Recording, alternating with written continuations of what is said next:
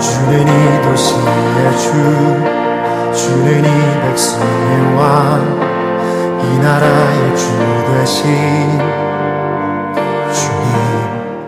자, 오늘 함께 나눌 말씀 에스라서 오늘부터 시작됩니다. 에스라서 1장 1절로 4절까지가 오늘 본문입니다. 구약성경 710페이지가 되겠습니다. 한 절씩 교독합니다. 바사왕 고레스 원년에 여호와께서 예레미야의 입을 통하여 하신 말씀을 이루게 하시려고 바사왕 고레스의 마음을 감동시키심에 그가 온 나라에 공포도 하고 조소도 내려 이르되, 바사왕 고레스는 말하노니 하나님은 여호와께서 세상 모든 나라를 내게 주셨고 나에게 명령하사 유다 예루살렘의 성전을 건축하라 하셨나니 이스라엘의 하나님은 참 신이시라. 너희 중에 그의 백성된 자는 다 유다 예루살렘으로 올라가서 이스라엘의 하나님 여호와의 성전을 건축하라. 그는 예루살렘에 계신 하나님이시니라.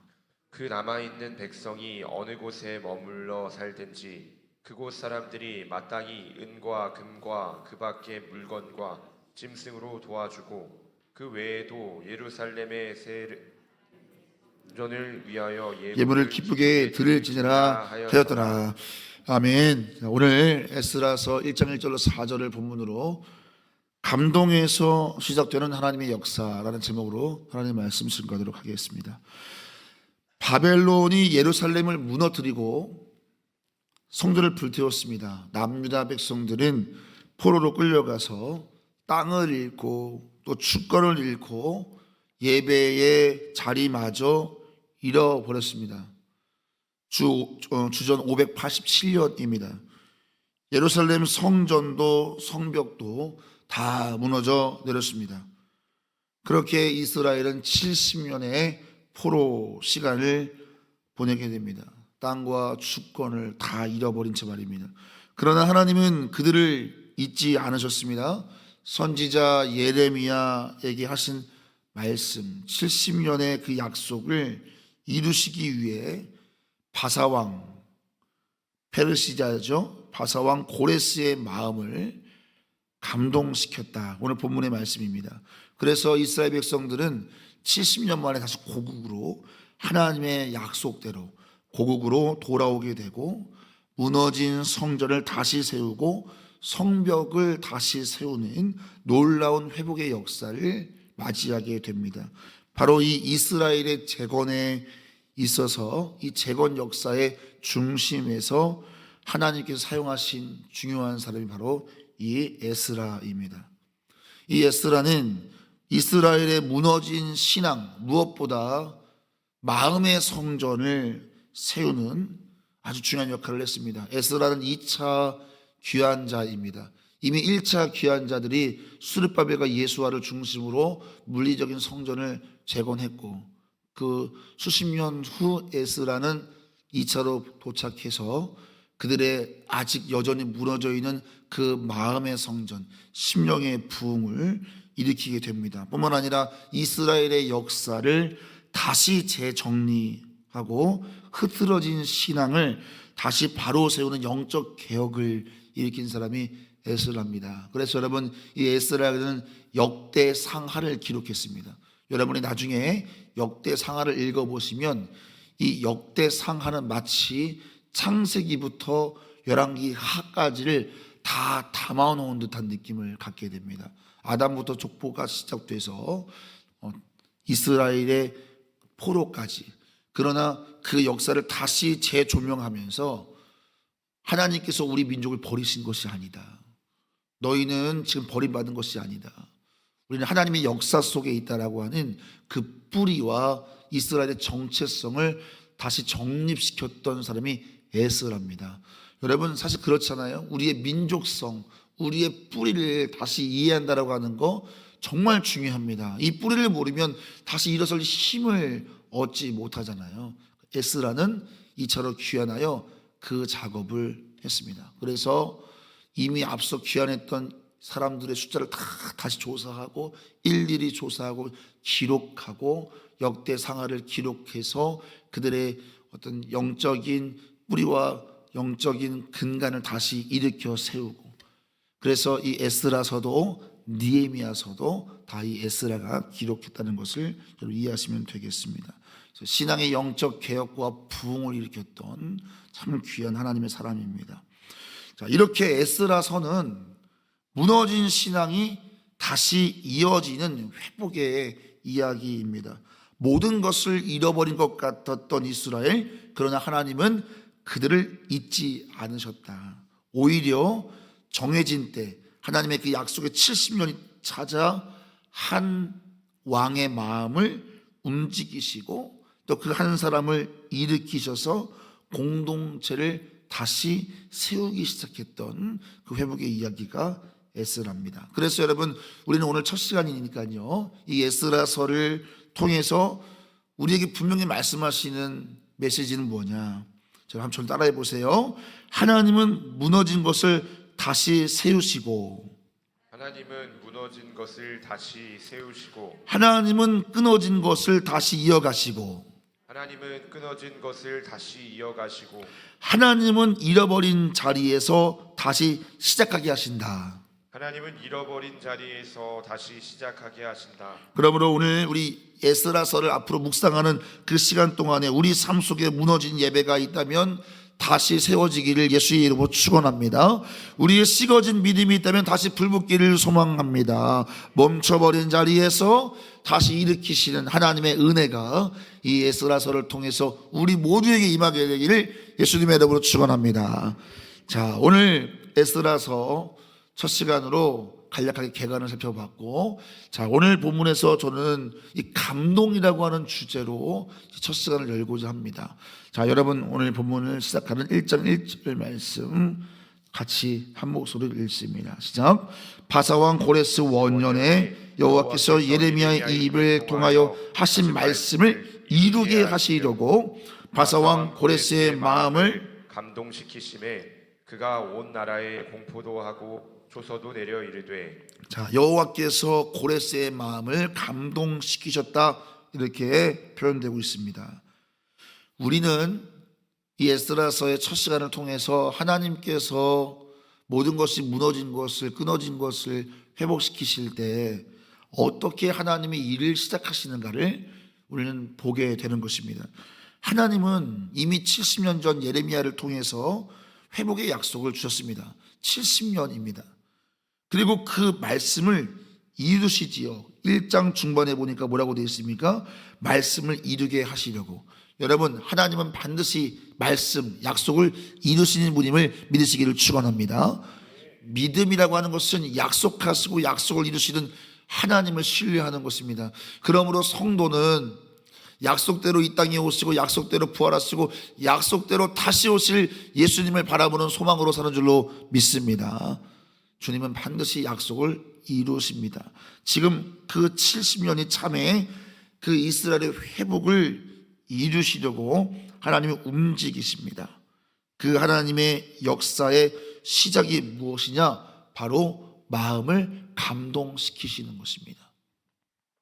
하나님은 한 사람의 마음을 감동시키시는 것으로 하나님의 약속을 이루어 가십니다. 무너진 예루살렘, 황폐해진 이 이스라엘을 회복하기 위해서 하나님께서는 사람을, 그 마음을 움직이세요. 항상 하나님의 역사는 하나님의 감동으로부터 시작됩니다. 하나님의 감동을 받은 그 한 사람, 그 무명한 한 사람, 그 사람이 여러분이 될 수도 있고 제가 될 수도 있고, 그러나 하나님의 감동을 받은 그 사람을 통해서, 그 순종을 통해서 하나님의 역사가 나타나는 줄로 믿습니다. 여러분, 이스라엘의 역사를 보면 특별히 이 에스라와 동시대 인물이죠. 3차 귀환했던 느헤미야. 여러분, 하나님의 사람, 그 한 사람 느헤미야의 마음을 하나님이 감동시키시잖아요. 자, 우리 한번 새벽이지만 말씀을 한번 찾아볼까요? 느헤미야 바로 뒤에 있습니다. 2장 12절을 보시죠. 자, 느헤미야는 페르시아의 술 관원장으로 이미 자신의 출세가 앞에 확 열려있던 사람입니다. 그런데 이스라엘의 성벽이 무너졌다는 소식을 듣습니다. 자, 2장 12절 말씀 같이 한번 읽어보겠습니다. 시작. 내 하나님께서 예루살렘을 위해 무엇을 할 것인지 내 마음에 주신 자, 여기까지 읽겠습니다. 자, 여러분, 느헤미야 마음속에 하나님의 감동이 임한 것입니다. 어떤 감동이에요? 예루살렘을 위하여, 나의 고향을 위하여 무엇을 할지 내 마음에 주신 것. 여러분, 이 감동을 받게 되기를 예수 이름으로 축원합니다. 내가 무엇을 해야 할지를 내 마음에 주셨다. 이것이 시작입니다. 항상 하나님의 역사는 이렇게 시작됩니다. 그래서 그 느헤미야의 마음에 주신 것으로 느헤미야는 눈물을 흘리게 되고 기도하게 되고, 결국 느헤미야는 자신의 출세길이 앞에 있었지만 하나님의 감동에 순종함으로 그 느헤미야 한 사람이 헌신하게 될 때 이스라엘 백성들이 함께 일어나 52일 만에 무너진 성벽이 중수되는 놀라운 역사를 이루게 됩니다. 한 사람의 감동과 순종을 통해서 오병이어의 기적 같은 일이 일어나는 것입니다. 항상 그렇습니다. 내가 뭘 가지고 있느냐가 중요한 게 아닙니다. 하나님이 나를 통해 시작하시는 것이 중요합니다. 할렐루야. 여러분의 순종이 얼마나 중요한가, 여러분에게 주어지는 감동이 얼마나 중요한가. 나 같은 한 사람이 순종한다고 뭐가 되겠는가가 아닙니다. 여러분, 하나님이 일하시는 겁니다. 다만 내게 문을 열게 하시는 그 사명을 주시는 것입니다. 항상 그렇습니다. 이스라엘 백성들이 광야에서 성막을 지을 때도 마찬가지입니다. 성경에 보니까 마음이 감동된 자들이 자원하여 예물을 가지고 나오는데, 그 마음에 감동된 자가 너무 많아가지고 그 예물을 가져온 게 너무 많은 겁니다. 너무 많아서 말려될 정도로 하나님의 감동이 임하여 이스라엘 백성들이 시내산에서 성막을 넉넉히 지을 수 있었던 것입니다. 성막은 교회를 의미하기도 합니다. 자, 여러분, 빌립보 교회를 기억하십니까? 빌립보 교회는 바울이 어려움이 있을 때마다 자원하여 물질을 보내며 동역했습니다. 바울이 그들의 섬김을 뭐라고 그랬냐면 향기로운 제물이다 얘기할 정도로 마음이 감동된 빌립보 교회 성도들은 헌신하여 복음을 위해 섬겼고, 바울은 그들의 섬김을 통해서 더 넓은 세계로, 열방으로 복음을 증거했던 것을 볼 수 있습니다. 하나님의 일은 언제나 하나님의 감동을 받은 무명한 사람들에게서 완성되는 게 아니고 시작된다는 것입니다. 이게 중요합니다. 시작되는 것입니다. 공동체를 움직이게 되는 것입니다. 근데 그 시작이 한 사람으로 시작되는데, 그 시작이 공동체를 움직이게 되고 더 나아가서 열방의 큰 파도를 일으킬 수 있는 그런 은혜를 우리에게 주시는 것입니다.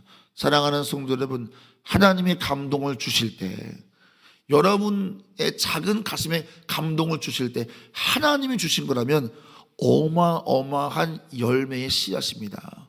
여러분의 순종을 통해서 하나님의 영광이 마음껏 드러나게 되기를 예수님의 이름으로 축원합니다. 하나님의 일은 언제나 한 사람의 마음의 감동에서 시작된다. 그래서 우리는 기도해야 되는 거예요. 주님, 저에게 거룩한 감동을 주세요. 하나님, 저에게 느헤미야의 마음에 주셨던 그 감동, 믿음의 성도들에게 주셨던 그 감동, 아마 여러분 다 그 감동을 받아본 경험이 있으시잖아요. 그때 여러분이 얼마나 능동적입니까? 그때 여러분이 얼마나 담대합니까? 그때 얼마나 거침없습니까? 그 감동이 오늘도 필요한 줄로 믿습니다. 하나님이 우리 마음을 움직이실 때 나를 통해 공동체가, 나를 통해 시대가 변화될 수도 있다는 것입니다. 하나님의 역사는 마음의 감동에서 시작돼요. 여러분, 이 새벽에 꼭 기억하세요. 하나님의 감동을 이 새벽에도 구하는 여러분 되기를 예수님의 이름으로 축원합니다. 그리고 그 하나님의 감동을 저버리지 마세요. 그 감동에 부흥이 담겨 있단 말입니다. 그 감동에 기적이 담겨 있단 말입니다. 느헤미야가 그 마음에 주신 것을 거절했다면 어쩔 뻔했겠어요. 하나님의 역사를 이루어졌겠죠. 그러나 느헤미야는 놓치는 거죠. 그러므로 하나님이 감동을 주시면 그 감동에 즉각적으로 순종하시는 거예요. 그건 하나님이 나를 통해 문을 여시겠다는 의미거든요. 우리 사랑하는 조직교 성도 여러분, 이 새벽에도 하나님의 거룩한 감동을 구하고 그 감동이 임하면 즉각 순종하여 하나님의 일하심의 문을 여는 여러분과 제가 되기를 예수님의 이름으로 축원합니다. 자, 두 번째 보죠. 자, 여러분, 지금 하나님이 마음의 문을 연 그 주인공이 누구냐면 페르시아의 왕 고레스 왕입니다. 자, 근데 그의 고백을 한번 들어보죠. 자, 그가 뭐라고 고백합니까? 자, 2절 말씀 있습니다. 시작. 바사왕 고레스는 말하노니 하늘의 하나님 여호와께서 세상 모든 나라를 내게 주셨고 나에게 명령하사 유다 예루살렘에 성전을 건축하라 하셨나니 이스라엘의 하나님은 참 신이시다. 자, 여러분 놀랍지요? 하나님은 자기의 백성들만 마음에 감동을 주는 게 아니라 열방의 왕의 마음도 움직이는 분이라는 거예요. 한 왕의 마음을 움직이세요. 이스라엘의 왕도 아니야. 그죠? 이스라엘을 포로로 붙잡고 있는 페르시아 제국의 왕의 마음이에요. 그 강국의, 그 열국의 정책도 세계의 흐름도 누구의 손에 있다? 하나님의 손에 있는 거예요. 할렐루야. 하나님이 하시고자 하면 열국의 왕들의 마음을 움직이시는 거예요. 여러분, 그럼 여러분이 뭘 두려워하며 사셔야겠어요? 사람이에요? 세상이에요? 환경이에요? 뭘 두려워하며 살아야겠어요? 누구의 마음에 쏙 들어야겠어요? 우리가 진정 두려워야 할 분은 오직 사람의 마음에 감동을 일으키시는 우리 하나님이신 줄 믿으시길 축원합니다. 그래서 우리 믿음의 선배들은 포로로 살 때도 두려워하지 않았던 거예요. 다니엘을 보세요. 얼마나 담대하고, 느헤미야를 보세요. 얼마나 담대하고, 에스더를 보세요. 모르드게를 보세요. 그들이 얼마나 담대해요. 조금도 머뭇거림이 없어요. 지금 나를 다스리는 것은 세상의 왕 같지만 결국 너를 다스리는 분은 나의 아버지 하나님이시다. 할렐루야. 이 믿음이 여러분에게 주어지기를 예수님의 이름으로 축원합니다. 여러분, 하나님이 역사의 문을 여시고 하나님이 닫으시는 분이에요. 하나님이 열면 닫을 자가 없고 하나님이 닫으시면 열 자가 없는 줄로 믿습니다. 그래서 하나님을 두려워하는 사람은 흔들리지 않는다. 비겁하지 않다. 비굴하지 않다. 하나님께 끝까지 소망이 있음을 알기 때문이에요. 오늘 이 새벽에도 여러분의 삶에 닫힌 문을 여시는 거 하나님의 손에 있는 거예요.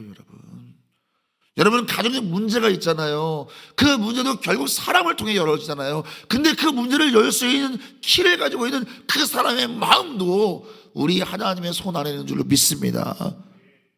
내가 아무리 한다고 되는 게 아니에요. 하나님의 손 안에 있는 거예요. 그래서 오늘 이 새벽에도 여러분 하나님의 능력, 하나님의 주권, 하나님의 역사하심을 소망하는 이 새벽 되었으면 참 좋겠어요. 고레스를 감동케 하신 하나님께서 내 삶에 막힌 모든 문제들을 능히 풀어줄 줄로 믿습니다. 어제 주일날 이제 예배 마치고 식사하고 다니면서 우리 배지혜 집사님을 오랜만에 이렇게 이야기를 나눴어요. 우리 배지혜 집사님의 가정에 지난주에 조금 속상한 일이 있었다. 아들이 그 공부방에서 우연히 친구들하고 놀다가 입술을 탁 건드려서 입술 터졌는데 그게 아무것도 아닌데 사실은 그 일이 와전돼 가지고 아이들 사이에서 그게 작은 일이 큰 일이 돼서 아이가 조금 위축되는 상황이 온 거예요. 부모님 마음이 속상하고. 제가 들어보니까 너무 속상하겠더라고요. 내 자녀가 오해를 받고 친구들에게 약간 따돌림 같은 느낌을 받을 때 부모 마음이 얼마나 아파요. 근데 제가 그랬어요. 같이 기도하면서 그 자리에 이제 몇 명 같이 모여 있었는데 바로 기도했어요. 기도하고 아이들의 마음을 어떻게 우리가 움직일 수 있냐. 누구 한 아이가 엉뚱한 얘기하면 또 아이들은 우르르 끌려가는 거 아니에요. 하나님께서 없던 일처럼 만들어 주시는 거, 그 은혜가 필요한 거다. 그러니까 집사님 오늘 집에 가면 조 집사님이랑 같이 기도하면 된다. 하나님이 역사하시면 됩니다. 여러분 사람의 마음을 어쩔 거예요 우리가. 여러분 세상 살아가면서 어떤 문제가 생겼어요. 사람 마음을 여러분 다 어떻게 움직일 거예요? 한 사람 한 사람 어떻게 설득할 거예요? 억울한 일이 있어요. 여러분 나를 참소하고 나를 비난하는 사람 왜 없어요? 살면서 우리도 있잖아요. 근데 이유가 있어 비난하는 거 아니에요. 비난하기 위해 비난하는 거잖아요. 그걸 어떻게 할 거예요? 그 사람들을 설득한다고 될 사람들이 아니에요. 그냥 하나님께서 풀어주셔야 돼요. 할렐루야. 삶의 많은 문제도 마찬가지인 거예요. 아니 이스라엘의 이 막막한 이 포로를 어떻게 풀어주실 거예요? 하나님이 풀어주시면 아무것도 아닌 거예요. 왕의 마음을 그냥 열어가지고 돌아가라, 세워라. 여러분 고레스가 한 이야기는 세 마디로 끝납니다. 올라가라, 다시 성전을 세워라, 그리고 성전을 드릴 수 있도록 예물을 드려라. 하나님이 그 이방 나라의 왕에게 이 세 마디 올라가라, 세워라, 드려라 끝난 겁니다. 해결된 겁니다. 여러분의 삶에도 하나님께서 이렇게 역사하신 줄 믿으시길 축원합니다. 그러니까 이 새벽에 여러분 내 힘으로 사는 게 아니라 하나님의 은혜를 구하시기를 하나님께서 내 삶의 문제를 열어주옵소서. 은혜를 구하시기 바랍니다. 오늘 우리가 예배를 시작하면서 불렀던 찬송가 310장은 왜 내게 성령 주셔서 내 마음을 감동해 주 예수 믿게 하는지 난 알 수 없도다.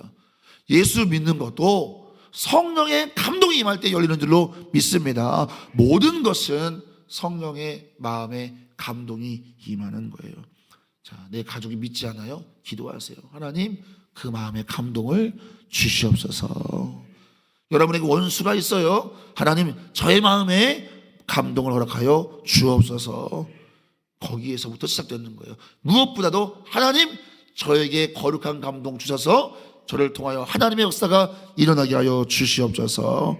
고레스의 마음을 움직이셨던 하나님께서 우리의 마음 감동시키시기를 원합니다.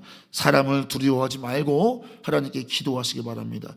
감동을 따라 순종하시기 바랍니다. 하나님께서 우리 삶의 회복의 역사를 이룰 줄로 믿습니다. 오늘 새벽 하나님의 감동이 임하는 이 은혜가 우리 가운데 충만하기를 예수님의 이름으로 축원합니다. 기도하겠습니다. 이 시간 여러분 함께 마음 모아 기도할 때 오늘 말씀을 붙잡고 기도하도록 하겠습니다. 말씀 붙잡고 두 가지 제목으로 기도하겠는데요. 첫 번째, 우리 이 말씀의 제목을 같이 읽어보겠습니다. 시작. 내 마음이 먼저 하나님의 은혜에 감동되게 하소서. 하나님은 고레스와 느헤미야와 같은 한 사람의 마음을 감동시키심으로 무너진 공동체를 다시 세우셨습니다. 이 새벽에 기도할 때 세상 근심으로 굳어진 내 마음을 성령으로 만져주셔서 하나님의 선한 일에 반응하는 감동된 마음을 주옵소서. 무너진 공동체가 회복되는 놀라운 역사가 나로부터 시작되기를 간구합니다. 자, 두 번째 기도 제목 자 읽습니다. 시작. 막힌 문을 여시는 하나님의 주권적인 역사를 신뢰하게 하소서. 믿지 않는 이방 왕의 마음까지 움직여 이스라엘을 해방하신 하나님을 기억하며 기도합니다. 내 앞을 가로막고 있는 문제, 두려운 상황, 사람의 시선에 매이지 않고 오직 모든 문을 열고 닫으시는 하나님의 주권을 전적으로 신뢰하게 하소서. 내 삶에 막힌 담들이 하나님의 감동케 하시는 은혜로 말미암아 풀어지고 새로운 회복의 문이 열리는 기적을 체험케 해달라고 우리 함께 뜨겁게 기도하도록 하겠습니다. 주여 일장하시고 내게 감동 주셔서 나를 사용해 주시고 내 삶의 문제를 통하여 주님 역사하여 달라고 주여 일장하시고 기도하겠습니다. 주여. 하나님 우리의 삶에 막혀있는 문제들이 얼마나 많습니까? 자녀 하나도 움직일 수 없는 우리 연약함을 주님이 아십니다. 주님, 그러나 우리의 삶을 움직이는 것은 오직 하나님의 능하신 손 안에 있는 줄 믿사오니 성령 하나님, 내 마음도 움직여 주시고 내 삶에 있는 모든 문제도 움직여 주시옵소서. 무엇보다 하나님, 이 새벽 우리에게 감동이 필요합니다. 하나님의 역사는 무명한 자에게 임했던 하나님의 그 감동으로부터 시작됩니다. 나같이 작은 자가 못할 수 있을까? 내가 완성하는 거 아닙니다. 하나님 마음에 감동하셨을 때 순종하여 문을 열면 나의 그 순종은 작은 순종이지만 하나님은 놀라운 일을 일으킬 줄로 믿습니다. 어린아이가 예수님 말씀에 순종해서 오병이어를 가지고 나왔을 때 그것을 가지고 누가 먹을 수 있겠는가? 모인 자가 다 배불리 먹고 12강주로 남았던 그 기적을 기억하게 하여 주옵소서. 오늘 그 하나님의 말씀에 감동받아 순종할 수 있는 그 한 사람이 우리 조직의 곳곳에 심겨지게 하여 주시옵소서. 감사하며 소망하며 예수님의 이름으로 기도하옵나이다. 아멘.